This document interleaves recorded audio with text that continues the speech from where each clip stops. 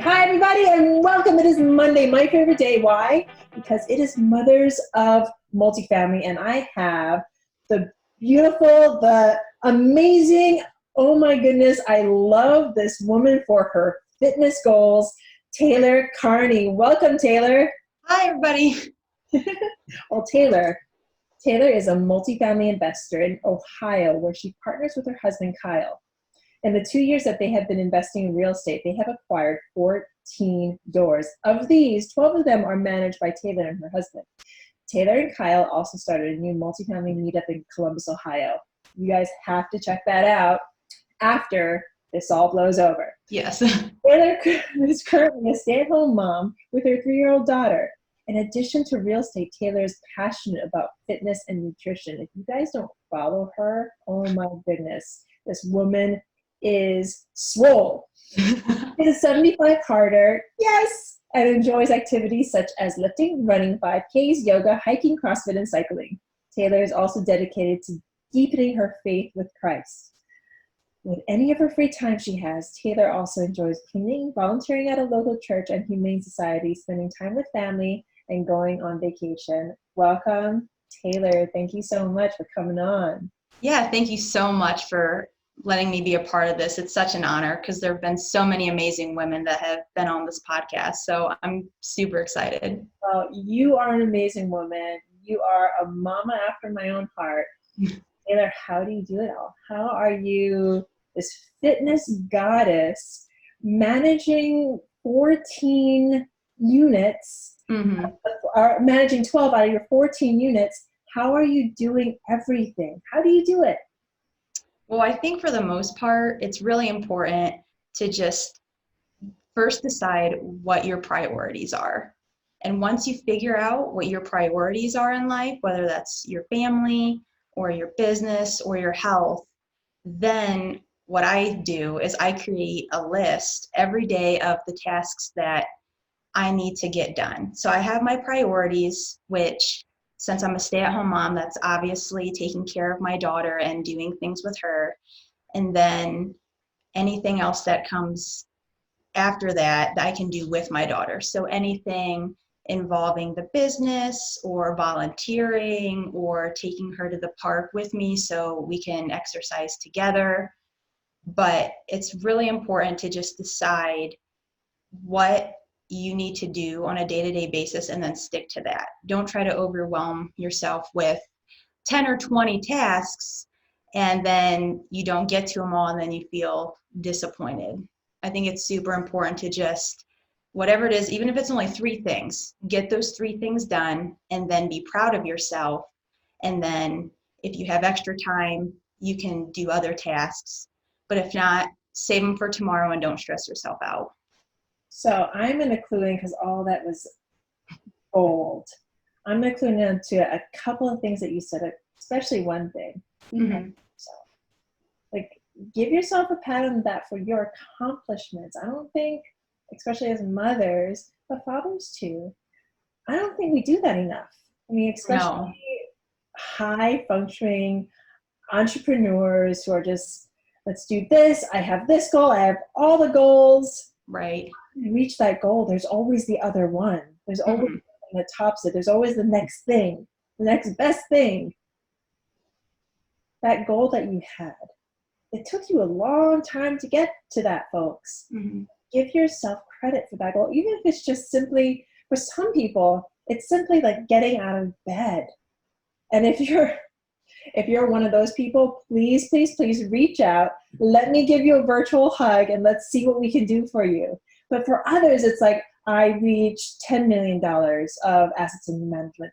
I reached 20, I reached 30, I reached 200. My personal goal is $450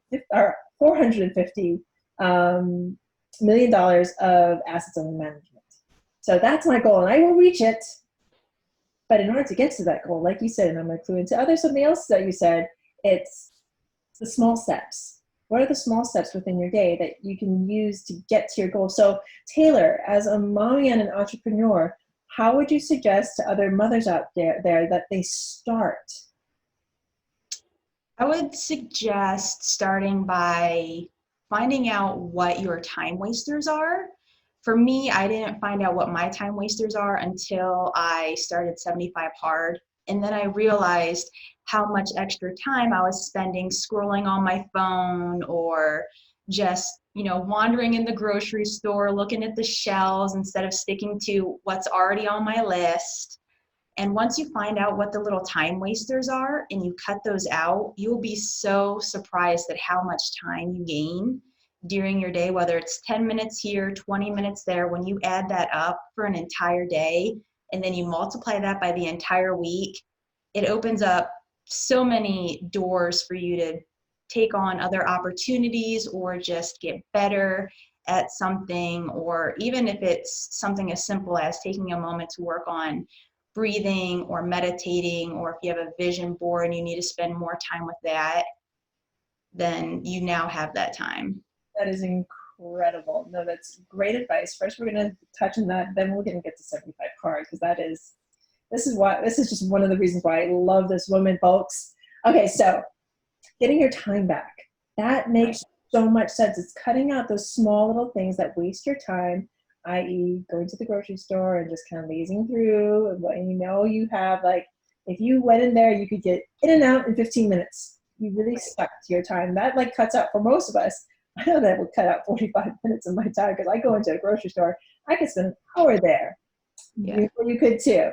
So it's cutting out those times. And what Taylor mentioned, 75 hard. So Taylor, because that I could like talk for days on 75 hard, but let's hear it from you. What is 75 hard? Who created it, and how has it changed your life? So for anyone that doesn't know, 75 Hard was created by Andy Frisella. And if you're not familiar with who he is the CEO of First Form, which is a very popular supplement company. So you might have heard of them. And what the program is 75 days straight in a row of 2 workouts daily, one of them being outdoors, and they have to be 45 minutes, drinking a gallon of water, no alcohol, no cheat meals, but the eating habits are open to whatever you're currently doing. So you can do it if you are vegetarian or gluten-free, or you do a keto-based diet. This You basically have to read. to eat healthy. Yes. Yep. And reading 10 pages in a book per day, and it's, personal growth or business related. So anything nonfiction. And I think I hit them all. Oh, take a progress picture. Yes. Yeah. Oh, you have to take the progress picture. Yeah. There are a lot of people that forget to take that picture and they fail. Mm-hmm.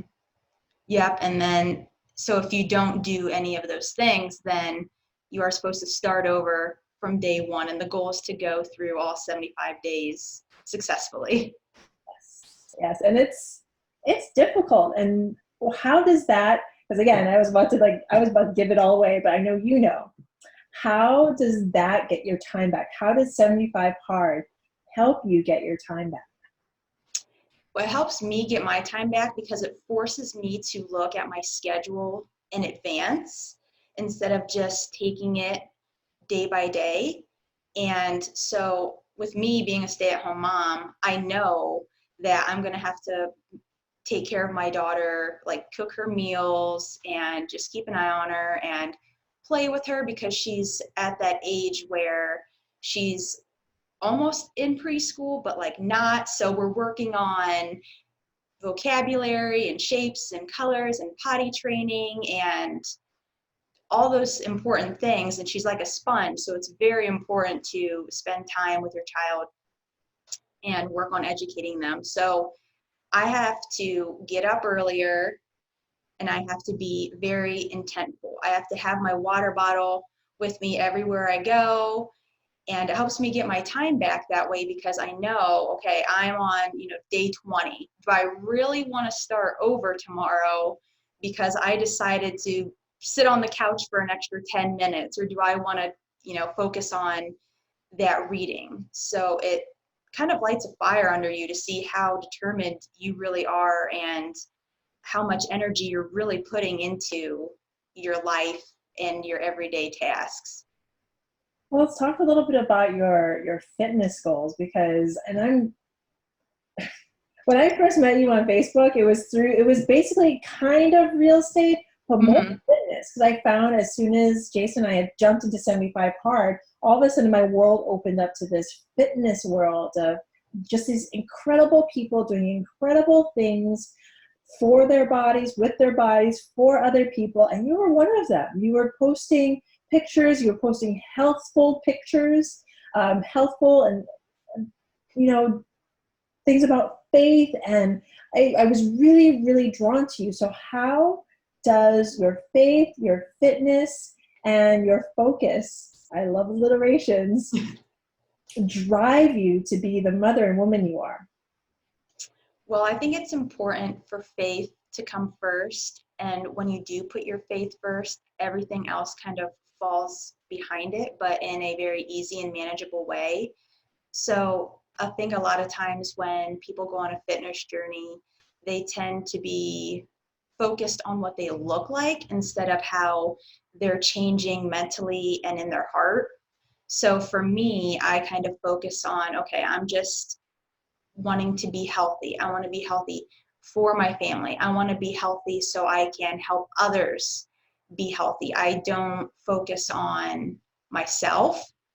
And I think my faith helps with that. My fitness is based on trying to just help others.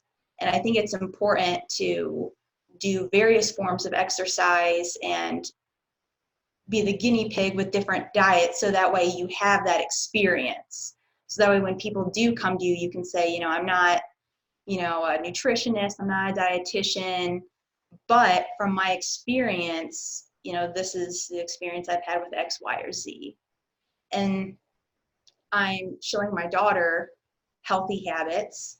She's seeing my husband and I eat healthy. She's watching me do yoga and she's doing it right beside me.